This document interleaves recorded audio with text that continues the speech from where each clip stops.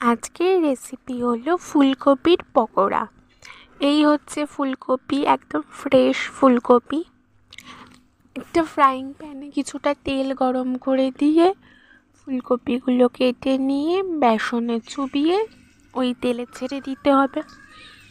বেসনটা অবশ্যই একটুখানি সামান্য নুন আর ধনে গুঁড়ো, জিরে গুঁড়ো, লঙ্কার গুঁড়ো সামান্য দিয়ে একটু ফেটিয়ে নেবেন।